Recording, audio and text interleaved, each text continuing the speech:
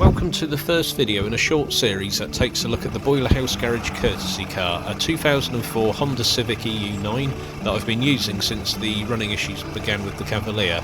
In this video we'll be doing an oil change, and later videos will cover other maintenance work and an MOT check as this car's MOT runs out tomorrow. Listen to that refinement.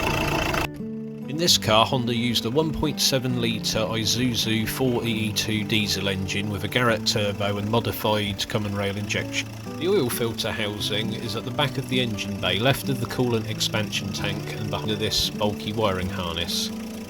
Before we swap the filter cartridge though, we need to jack the car up and drain the oil out.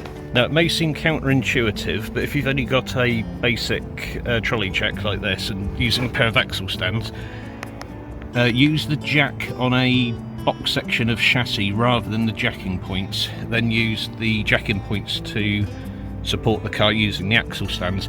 This gives you a much higher lift because the jack, once it's at its highest point on the jacking points, will actually be a lot lower than this box section here. So if you sort of do it the arse about face way, you'll get height at the front of the car to work with.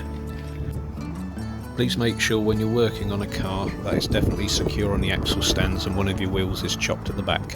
If you're working on quite an old car that you don't sort of care about very much, you can use the boot liner as a mat to lay down on.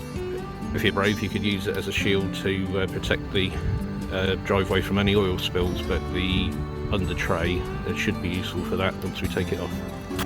The under tray is split into two sections, and this one covering the oil sump is small and secured by 3 plastic push rivets.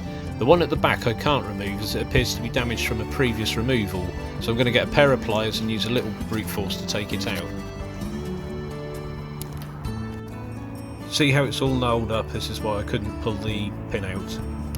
Now to remove the slightly leaking and unusually large 22mm sump plug, which should be removable with a ratchet or spanner if it hasn't been over tightened. Once loosened, get your oil catch container or drainer ready, as it will start to drip as you unscrew it by hand. These angled or side facing drain holes are a little bit awkward as the drips will fall directly downwards but the flow of oil will be directed backwards. So if you have a small container like I'm using here, put something down to protect the driveway from inevitable drops of oil. It can take a while to drain, especially near the end of the flow when you get this thin stream, so it's a good time to have a cup of tea, and we'll be back after this. Today's video is brought to you by NEXO. NEXO is the world's most advanced digital assets institution, offering instant loans, daily earnings on assets and a zero fees cryptocurrency exchange. NEXO gives digital asset holders the best of both worlds, instant access to cash and high-yielding daily compounding interest on your idle funds, including US dollars, euros and pound sterling, and digital assets including Bitcoin, Ethereum and many more. Boilerhouse Garage accepts various cryptocurrencies for its services, and I personally hold my entire life savings on the NEXO platform in both pound sterling, of which I earn 10% APY, and various cryptos, of which earn upwards of 6% APY and as high as 17% for limited periods, considerably better than the 0.01% I was getting from my high street bank. NEXO carries $375 million in insurance protections for assets held on the platform, while they are stored in military-grade Class 3 vaults, still allowing for instant access to your funds.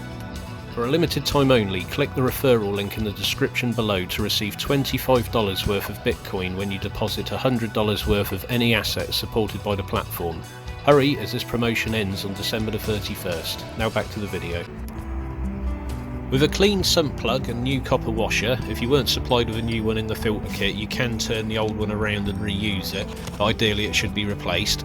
Hand fit it back to the sump as not to cross-thread it, and you can do this even if there are still some light drips of oil coming out.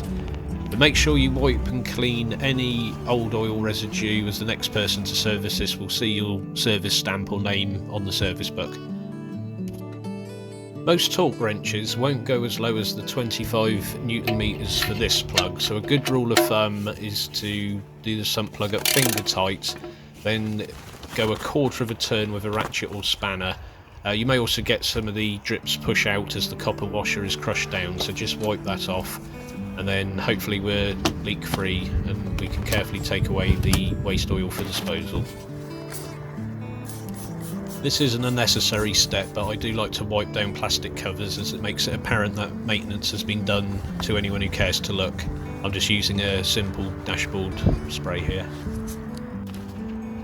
The two push rivets have gone back in, but I don't have any replacements, so I'm using this strong cable tie for the time being.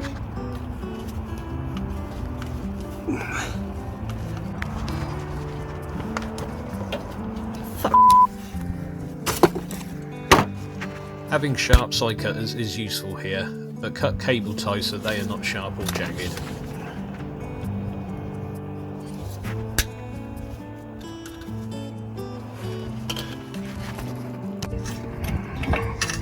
Now we can lower the car off the stands.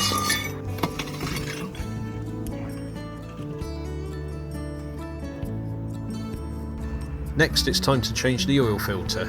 To give us access, remove the two 12mm bolts that secure the bracket of this wiring harness and move it aside.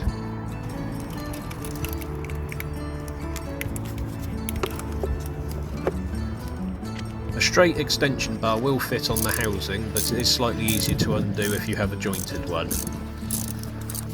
Obviously the filter element will be soaked in dirty oil, so place it on a covered surface.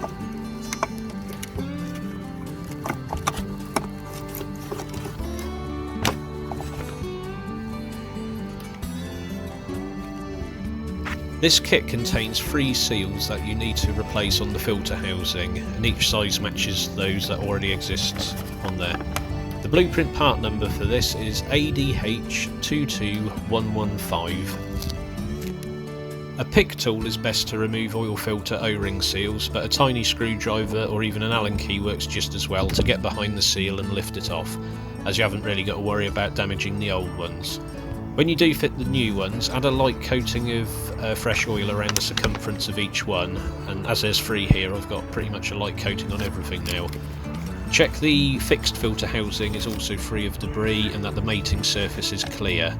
Then you can drop in the newly assembled cartridge and turn it a few times by hand just to get the thread started.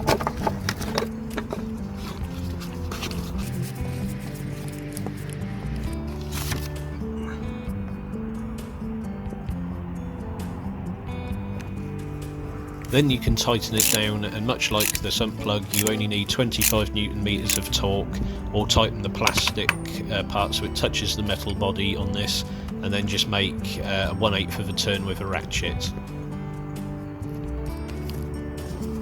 Refitting the bracket is the reverse of removal.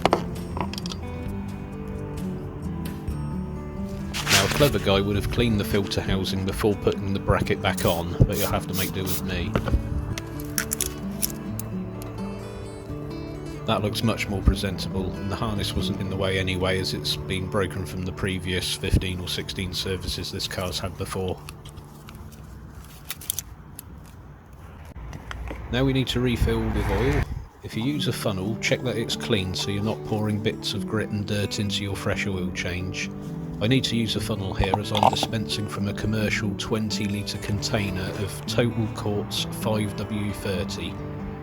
Which is the correct viscosity for this car and exceeds the component specifications. I've added exactly 5 litres and it appears a little over the maximum on the dipstick. You should really fill to the max, start the engine and then top it afterwards. But this negligible overfill will soon be taken up by the capacity of the empty oil filter. Take note of the oil pressure light, which should go out soon after starting. Although it still sounds like a canal boat engine, that's one completed oil change. Just check the filter housing to ensure there are no leaks and recheck the oil level once the engine has been off for a while. Join me in the next video where we'll be replacing the fuel and air filters, so don't forget to subscribe to be notified of this, and check out my affiliate link in the description for $25 worth of Bitcoin. Thanks very much for watching.